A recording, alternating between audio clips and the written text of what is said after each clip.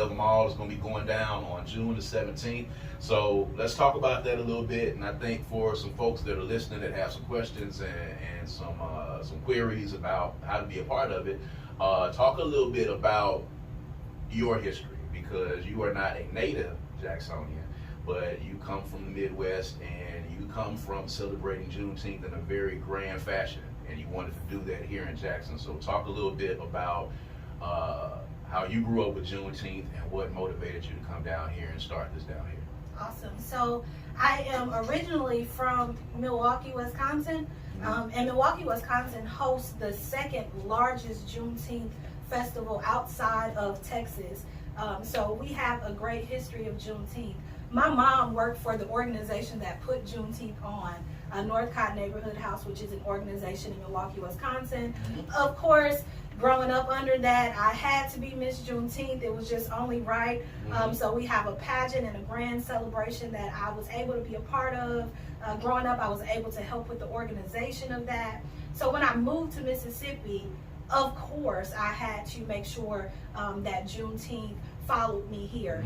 And fortunately, there were some celebrations across the city, some small celebrations that were kind of already going on, and I was able to get with some great people and create more of a massive celebration on Juneteenth. We used the historic Farish Street. We just thought that was the perfect area, seeing that it was once the mecca of black business for Mississippi. Absolutely. And we've created this event. 7 years later, we now have one of the biggest African American celebrations here for Juneteenth in the state. So it's been definitely a ride, but it was only right that I brought Juneteenth with me to Mississippi. So let's go back to the very first year on Farish Street. Of course, for a couple of years, I think you had been doing things over at Battlefield Park.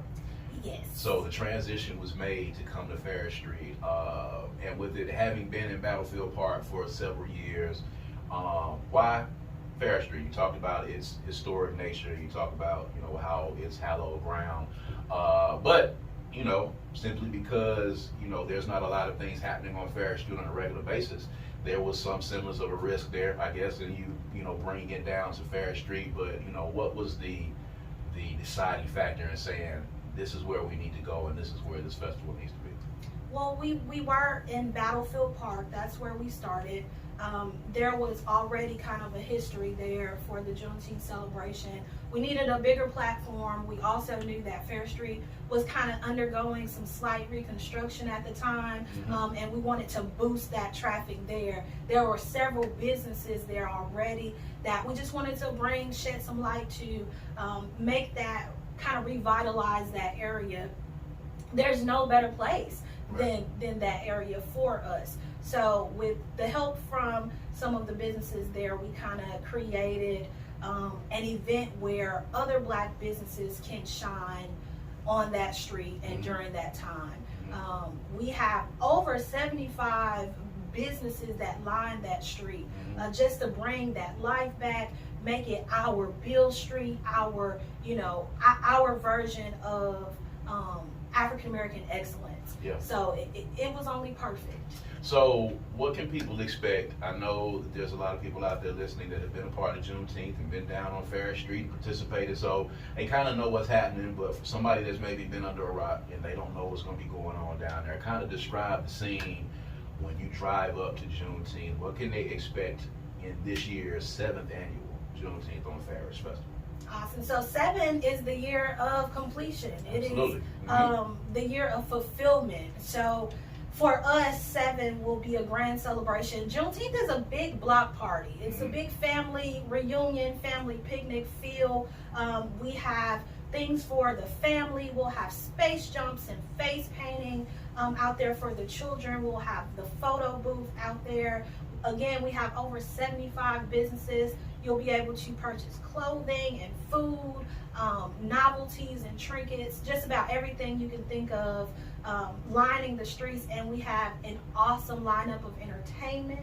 We'll have Stephanie Luckett, who is one of my absolute faves. She'll be out there. Mike Robb and the 601 Band will be out there.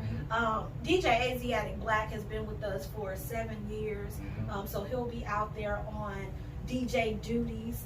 And it'll just be like I said, a big family reunion, a big gathering, a block party. We have tailgating slots available, so you can come if you would like and set up your tent and your grill, or you can just come under our tent and enjoy the festivities. We always kick off with a parade, right, on Farish Street. So talk a little bit about that, because a lot of people don't know, and they've actually been asking under several of the posts, we need to do a parade, and I had to come under there and say, well, we've had a parade several years, you got a chance to be a part of it. Unfortunately school is out, so a lot of times, we don't get bands to participate for this particular thing, but talk about the parade a little bit, and how they can be a part, and who can be a part of the parade, because a lot of people don't know that some of the things you might think might not fit in that parade can actually get in that parade. Right.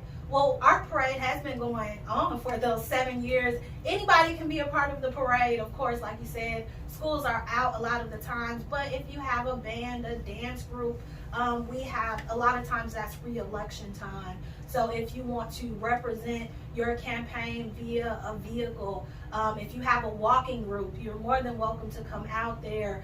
We welcome everyone out there. You can find us on Facebook and sign up on the link for the parade, or you can show up and line up with us. We will take everyone. We just want to celebrate each other. We line up right there on the corner by the Alamo.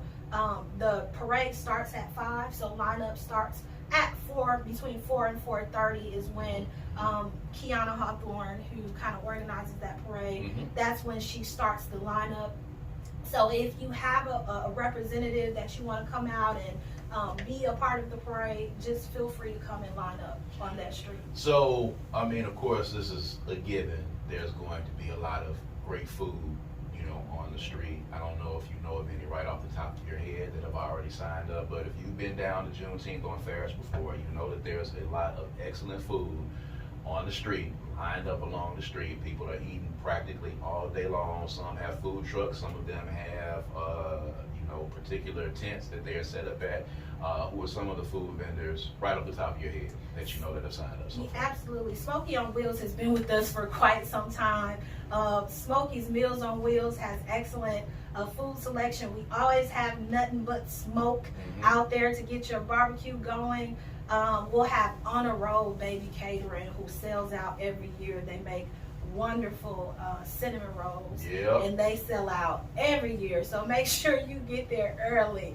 And then we have Snow Biz and several other concessions stands that will be available, but every end will be covered with barbecue, and you'll have fried catfish and chicken and all kinds of things from all of our great vendors. It's always it's a great event, and the energy is always great, and the folks are coming out. Now, one of the things that we've always seen being down there, you guys are providing an opportunity for a lot of our, older folk that, want to sit down, that there's, something there to keep them shaded. Are you able to bring your own chairs? Yes, you can definitely bring your own chairs. We do set up a tent. We have some tables and chairs available. Usually those are kind of taken up by those early arrivals. However, you can bring your chairs. Like I said, we have a tailgating availability, so you can bring your own tent and your own cooler and your own grill if you would like that opportunity. But definitely bring your chairs, your children's chairs, your grandmother's chairs. Bring everybody out, and we'll have the shaded area. Of course, we'll have the restrooms available via porta potties. So we'll have everything that you need out there. We just need you.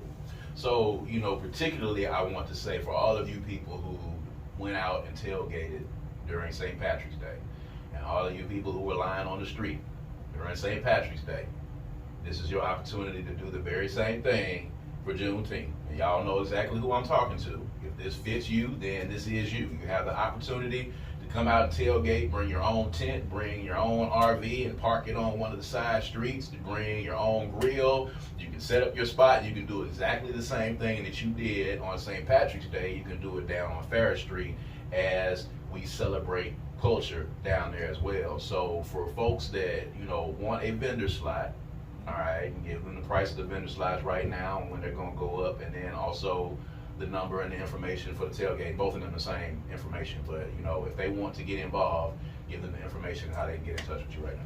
Absolutely. So if you want to be involved, you can check us on Facebook or Instagram under Juneteenth on Farish. There is a quick link that you can fill out if you would like to be a vendor or get a tailgate spot. You can also contact me. My number is 601-927-8867, and I'll be able to provide that information for you as well. And we're taking all type of vendors, food vendors, craft vendors, promotional vendors, whatever you want to promote, reach out to me and we'll have a space for you. And those slots are what at present? Right now they are only $75. They will go up in a couple of weeks at the end of the month to $100. So go ahead and get your $75 spot now.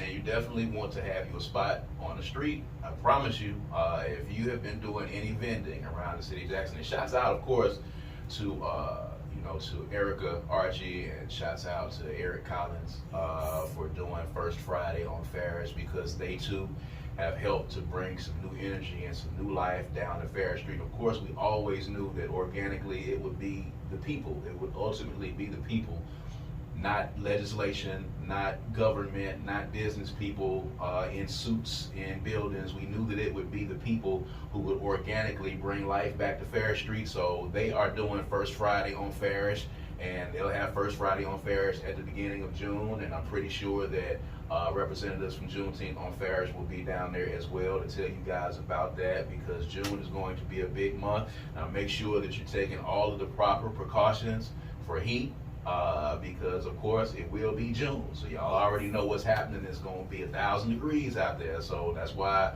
it starts at 5 o'clock. So you got a chance to come down, man, and get your seat, bring your family down. If you want to bring your generator and bring a fan, you can do that as well.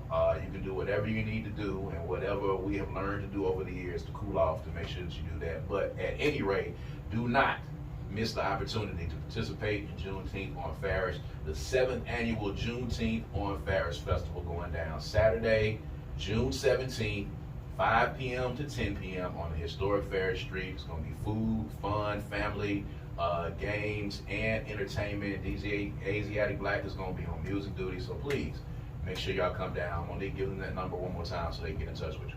My number is 601-927-8867. And there it is. With that, this has been the Good Things Jackson Show. I want you guys to enjoy the rest of your Sunday. We'll see you guys next time.